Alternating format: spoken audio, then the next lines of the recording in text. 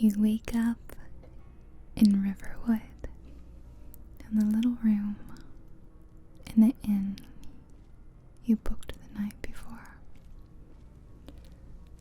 You leave your room. There are some people standing around the inn, just starting their days as well. The fire is roaring in the heart of the hall, and someone is eating across the way. You stop to enjoy the fire's warmth for a bit before you head to the door and exit. You have a bit of traveling to do today, but you're going to make sure that it's peaceful, calm, relaxed traveling. The tiny town of Riverwood stretches before you, and you read the sign that says the Sleeping Giant Inn, the place where you stayed the night before. Chickens and guards walk around the town, and a lovely river runs right through it.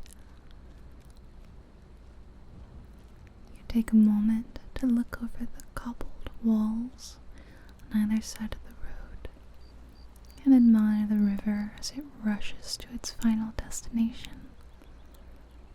You look up into the distance and see the mountains right before you. You wonder if you could see any Nordic ruins up there if you looked close enough. It is a beautiful day with a light breeze caressing your skin. Birds are chittering in the trees, butterflies flittering around. Everyone is enjoying this beautiful day in Tamriel, in the chilly country of Skyrim. You stop at the peak of the bridge just outside Riverwood and admire the view for a moment.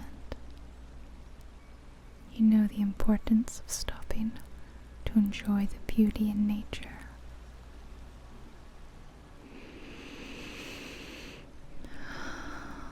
You take some deep breaths here. In and out.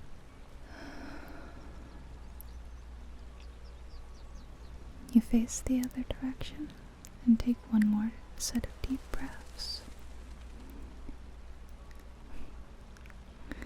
In and out. In and out.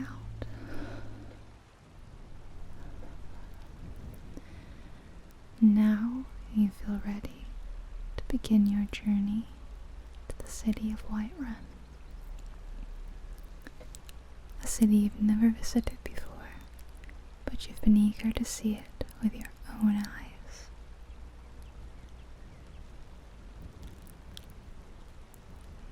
You slowly leave the bridge, and at the end there is a tall signpost with lists of several cities. You see Whiterun pointed in the direction you already knew you had to go, and pointed back in the opposite direction it said Riverwood. It was a nice enough town, but you're ready for something a little bigger, a little bit more of an adventure. You already know the places you think you should visit when you arrive. The road to Whiterun is calm and empty, although you do notice a deer watching you from the riverbank. You hurry along so as not to bother them. The terrain is very hilly in Skyrim. You find yourself walking up and down and up and down, and then curving left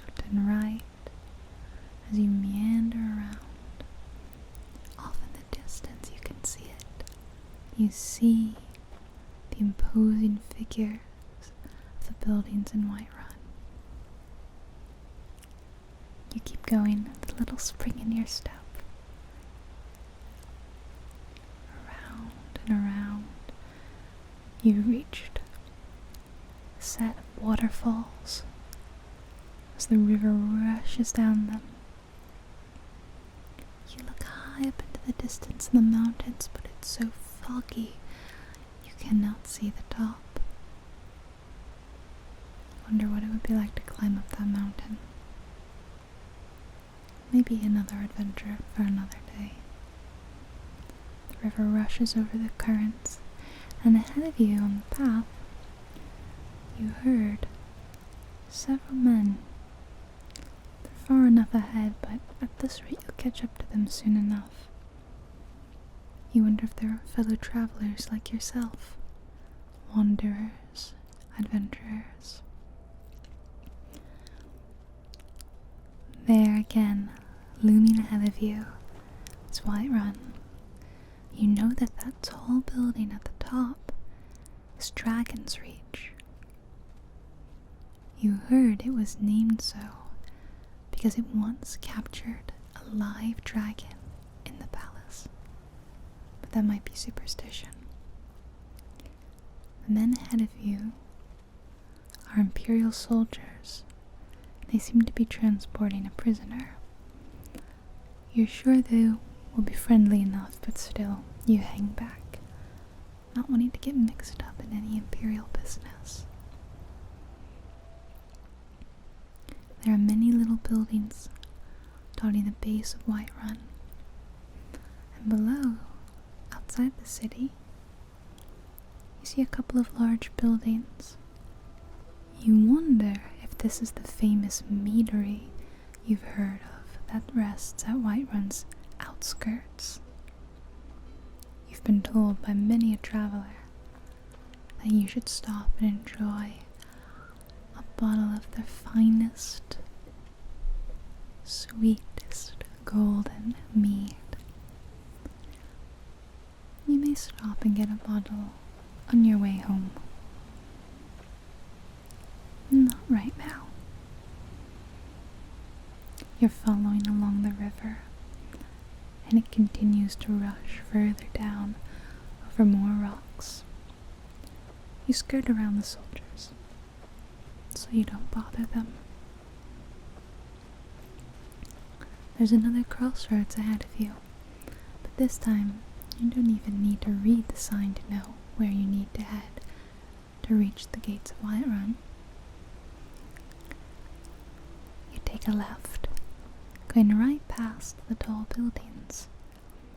There's a sign out front. As you approach, you see it says, Honningbrew Meadery.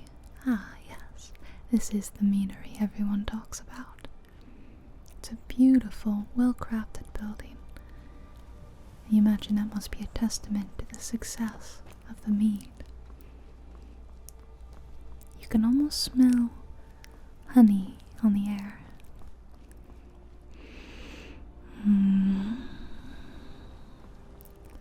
A few guards are patrolling outside as you approach a small farm. There are a few farmers outside Whiterun supplying food to the local area. You wonder what they must grow. Surely things like potatoes, lettuce, grains. You stop and watch the farmers hard at work for a moment as they toil in the soil. The life of a farmer seems peaceful, simple, homey. You're a bit taken to wandering though, as you continue on towards Whiterun. It's a cloudy day, not too bright, not too cold. At last, you take one final turn on your road to Whiterun. You nod to the carriage driver and his horse as you pass. There's a stable to your right where you might be able to buy a horse. And there's a tall wall that stretches all the way around the city. It must be very protected, you think. Safe from any and all attacks. You wonder how safe the people of Whiterun feel in their walled city. You continue up the path, past the guard towers, to a big drawbridge, lowered of course, so that visitors like you may come and go. Before you enter the city, though, you thought you might like to stop and enjoy the view. You've heard that the plains outside Whiterun are ripe with game and creatures. You've heard it is a beautiful, restful spot nestled among the mountains, and you can see that that is true. You must stop and enjoy a walk around here later, before night falls and you rest for the evening. Yes, that sounds very good. You look forward to it, in fact. You look way high into the mountains and you realize you think you see the Nordic ruins of Bleak Falls Barrow, a place you've only heard about in legend. But there it is, the tall peaks of it, resting between two mountain peaks. With that, you turn around and decide to head into the city of Whiterun for the first time. The gates are tall and heavy, but they swing open for you easily. As you arrive, guards talk to you, and you hear the clanging of something to your right. A blacksmith is working at her forge, as she plunges the sword she's working on into the water with a hiss. Up ahead to your left, there's what looks to be a small tavern. As you approach, you see the sign says, "The Drunken Huntsman." Perhaps you'll stop there for a drink or a stay. All around you, the citizens of Whiterun are moving to and fro, going about their jobs. They are carrying firewood and patrolling. You even hear and see children running around. A couple of them stop and talk to you the way children do. You give them a friendly smile before moving on. You soon approach a marketplace of sorts around the village well. There are some stalls set up selling goods, and a couple of stores. You see what looks to be a general goods store where one can buy and sell all manner of objects, and perhaps an apothecary where one could purchase ingredients and potions to cure all ailments. There's a tall building in the back that looks to be an inn, and the stalls are selling all sorts of goods. The one ahead of you is selling jewelry, small weapons, daggers, rings. The next one, all manner of game and meat. And the one across the way is selling fresh fruits and vegetables. A woman is shopping there, and a man turns around and accosts you with a bit of hostility in his voice. You're not a violent person, but the urge to hit the man in the face is tempting. You decide not to let this bother your opinion of Whiterun. Surely he's just one grumpy man out of many, and you continue on to a huge, white, barren tree. It looks like it may have thrived in its heyday, but is a bit barren now. It's a bit sad to look at, as it must have been something beautiful once. There's Dragon's Reach, and below it, a man is yelling something quite animatedly in front of a huge statue. You're not familiar with that particular god, but you already get the feeling you don't want to stop and listen to his sermon. You begin to climb the steps to Dragon's Reach. You know it may be open to visitors this time of day, and you're going to take your opportunity to see inside the famous palace. Higher and higher you climb until you reach the bridge all the way to Dragon's Reach. As you step inside, you feel a sense of awe and wonder as you take in the magnificent craftsmanship of the hall.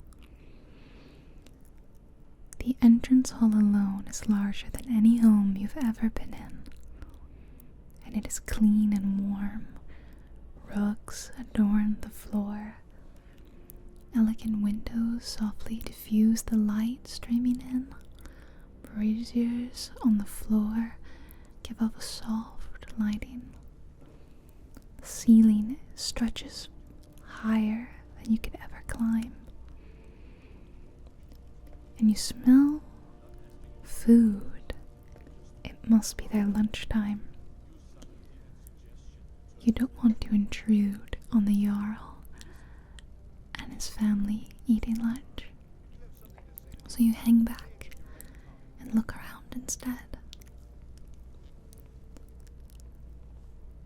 Heading off to the left, you see a small sitting area with tables and chairs, and just beyond, there's the kitchen where the marvelous feast you can smell must have been cooked. There's a huge hearth and herbs hanging above. It smells wonderful. The family and nobles are talking quietly to themselves. You hope that you're not bothering them. You walk to the other end of the hall, where you see what looks like a mage studying in his own quarters. There are crystals, and something glows blue in the back. You don't want to overstay your welcome, so you decide to head back down the stairs and leave Dragon's Reach. You're not sure how you could picture a dragon sitting in here, though, and you wonder if there's another secret dragon compartment somewhere in this large building. Never mind. Having seen quite a lot of the city, you think now might be a nice time in the afternoon to go take that walk in the plains of Whiterun. And then, as it starts to get dark and late, you can head back to the city and find a bed for the evening. So you head back down the steps to the main districts of Whiterun, taking special note to the large mead hall off to your left that looks like an overturned ship. That must be the famous Jorvasker that you hear about, where the legendary companions live and train. You're not sure if you're welcome in. It is an imposing and exciting sight. You take a different route back to the main entrance. The children are running around, although you hear one begging for money and food, which makes you quite sad.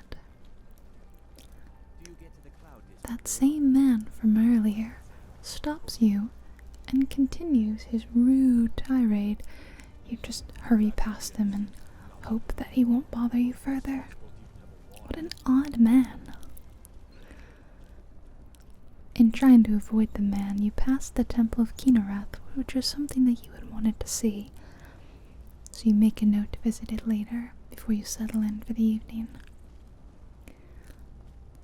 You're back at the Drunken Huntsman and the forge where you heard the blacksmith working earlier, and you take a right to head out the city gates one more time. Just a quick walk in the wilderness, as if you haven't done enough walking today, but it was a lovely, bracing walk, and you so love the wilderness and being among nature. It's a calm and peaceful part of Skyrim, where you don't think anything will hurt you. You walk down the ramparts instead of taking the normal path back, and carefully step down the stones. There's Blake Falls Barrow, again looming above the city, keeping an eye on it. What an imposing sight. You've heard tale of creatures that still roam the halls. They suspect them to be ghost stories for children. You come across a small pond. Just a cool, refreshing thing. You see it's being fed from a small stream of water. You follow the stream up, up, up, and you realize it must be fed from the city. Lo and behold, it seems to be coming from a rock and grate exiting the city. You continue on your walk, enjoying the plains.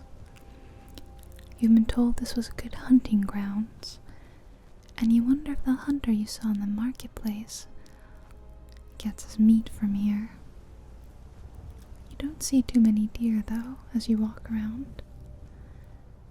Instead, you see some tall trees, stumps, old bones.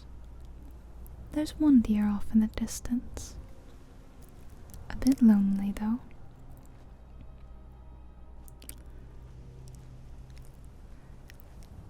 And off ahead of you now, past the trees and the brushes, there's a tall tower standing all by itself. It must be a watchtower for these plains. And just past the watchtower, further off in the distance and somewhat crumbling a bit, looks to be an old fort. The fort has clearly seen better days. You're loving this nature walk, so calm, so serene.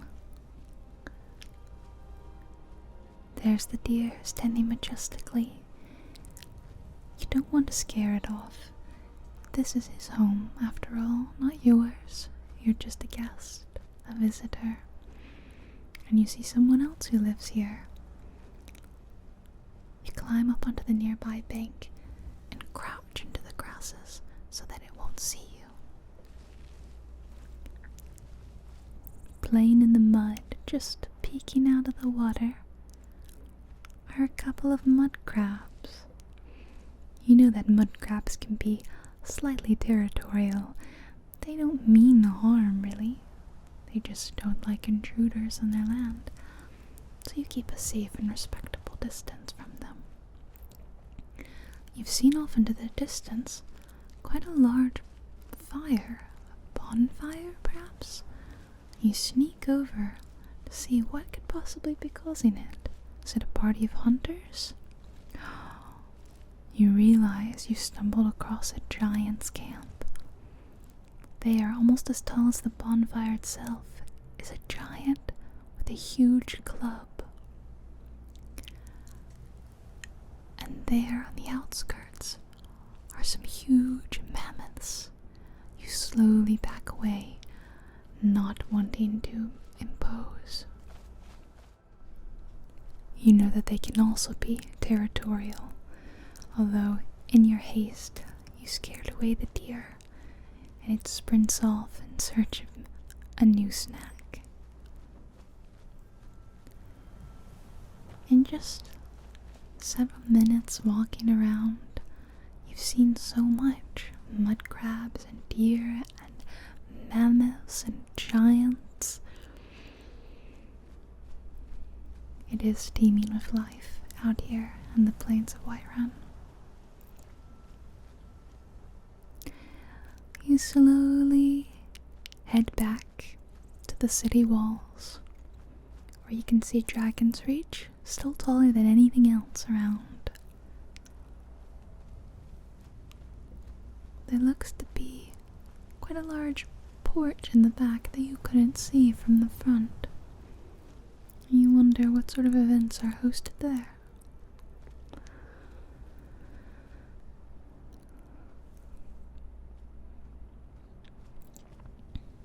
More deer bound away in the distance.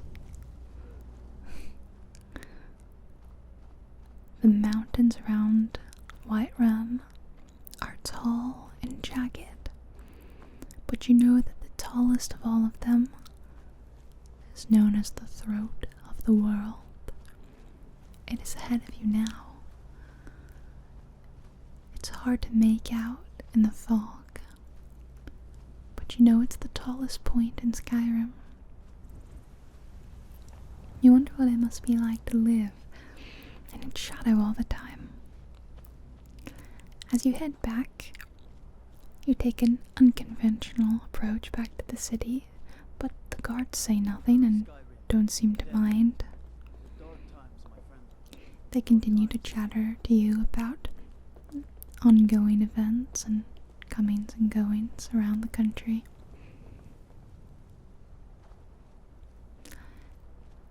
It's late afternoon now, and you'll need to stop soon and enjoy a meal before settling into bed for the night.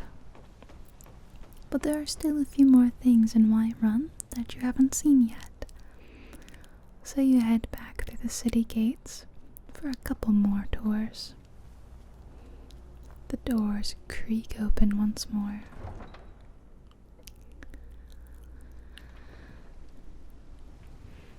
The people are still coming and going, working, playing, shopping. You haven't been in any of the houses, of course, because you don't want to impose, but they look quite comfortable and homey. You casually wonder to yourself how much a home here in Whiterun might cost. Perhaps this is a city you might want to move to. Ahead of you is the Temple of Kinarath, where you wanted to stop in earlier. You've heard it's a place of solitude, retreat, and healing. Next to it lies what you assume must be the graveyard. It gives off a bit of a dark and eerie feeling, so you don't linger. Inside the temple, you see priests and priestesses, and the wounded lying on stone beds. They're being attended to by the acolytes and healers. A shrine to Kinarath lays against one side of a wall. Lavender blooms in flower pots around, and ivy hangs from the ceiling. The ceiling is tall and raised, windows letting in lots of light. And at the base, a beautiful mosaic lies in the center of the floor, surrounded by 4 shallow pools of water. It's a beautiful, calming place, but you feel a bit unwelcome as there are those being healed. You don't want to interrupt their process, so with one final look at the beautiful temple, you leave. Outside, you're greeted again by that large white tree. You can't help but wonder the story behind it. Someone around here must know. you make a mental note to ask later when you rest for the evening. There are some cows being kept by one of the locals. Houses dot this way and that. You head back into the marketplace,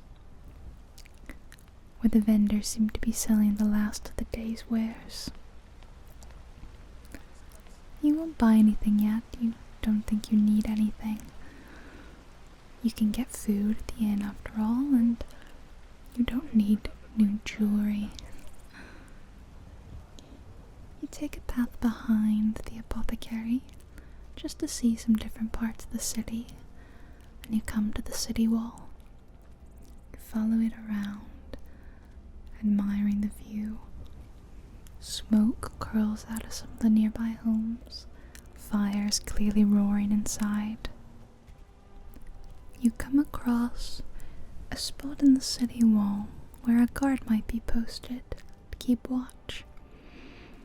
You climb up the steps to see the view for yourself. And there you can see the throat of the world before you. It is just as tall as they say. You can hardly see the peak. You see something near the peak. It almost looks man-made. That couldn't be a building, could it? You're not sure if the waning light is playing tricks on your eyes or not, but it seemed to be a structure nestled among the mountain peaks. Speaking of the waning light, you decide you'd like to find a good spot to watch the sunset before you head in for the night.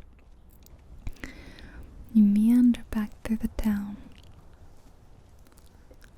looking at the buildings, the houses, when you come across the drunken huntsman again.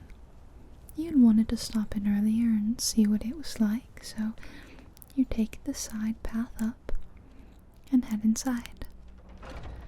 However, you are quickly greeted by the sight of that rude man from earlier.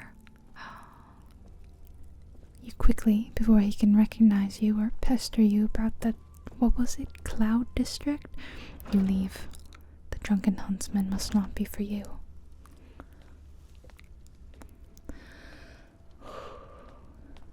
Sighing after that bit of a close call, you head to the western side of the town, so you might find a spot to watch the sunset. You climb up a building and you're not sure if you're meant to be up here. It's full of barrels and hay and a lone chair, and it doesn't offer you a very good view of the sunset, so you leave before anyone can spot you up there and tell you off. Climbing the stairs, you aim a little bit higher. This is where the larger homes in the city seem to be. Almost mansion-like. You're sure you couldn't afford a home here, but it can be fun to dream, to wonder. You climb up to the palisades and try to look out. The wall is a little bit tall here though, and you don't have a very good view. You continue along the wall to another one of those watchtowers.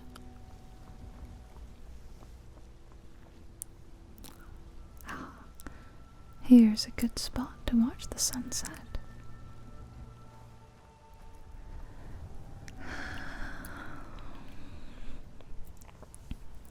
Another Skyrim sunset. Lovely. It's a beautiful country.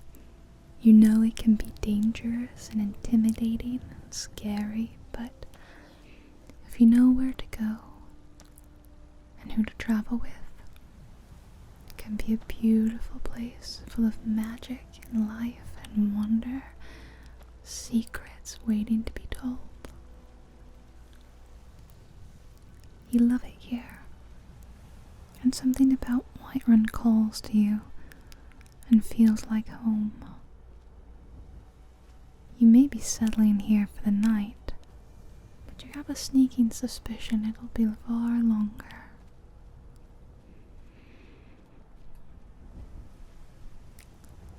You slowly make your way back to the districts of the city, down to that inn you saw earlier, with one last view of Dragon's Reach. You pass the little girl who had been begging earlier, so you decide to give her a piece of gold.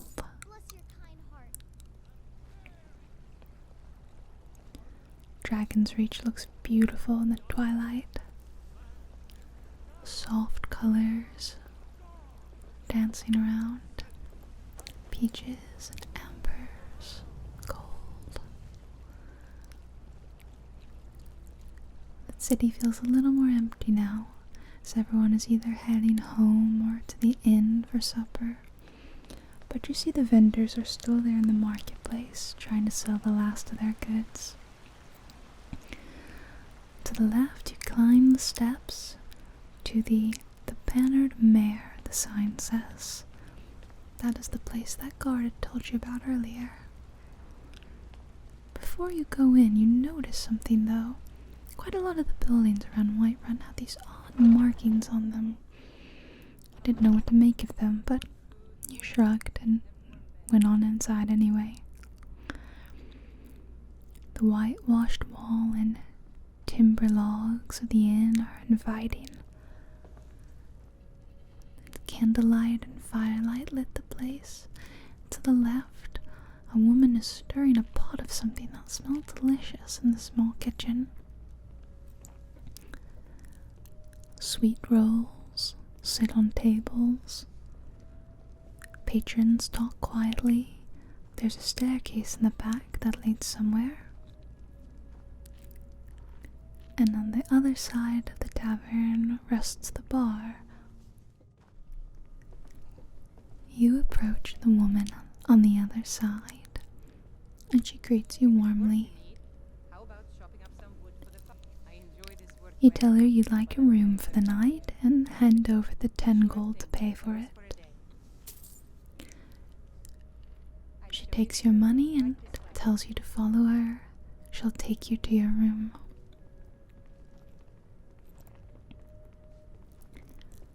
As you do, you realize that she's not taking you to the back, but to the stairs you noted earlier. You climb the stairs behind her, where the door is already open, and inside you see a room for the night. Let me know if there's anything else you need. It's quite a spacious room, with a large bed, even a wash basin to clean your face. And outside, a small porch, a table and chairs that overlooks the rest of the inn. From here you can hear music, the crackling of the fire, the soft chattering of the patrons. It's quite a cozy spot. But you aren't quite ready for bed yet, so after putting your things away, you leave and head back down the stairs for an evening meal of whatever that delicious smelling soup was that's stirring in the kitchen. Yes, you think you'd be very comfortable here in Whiterun. It's been a long day. You're ready to rest. Looking into the fire relaxes you. After a warm meal, a full belly, with your tired feet, you're ready to sink into that soft bed and let the day wash over you. To close your eyes and dream soft, cozy things. To know that tomorrow will be a new adventure that you're ready to take on. But for now, it's so important that you sleep, that you heal and refresh your body and your mind. safe here, warm, comfortable, and you can come back whenever you like. It's a safe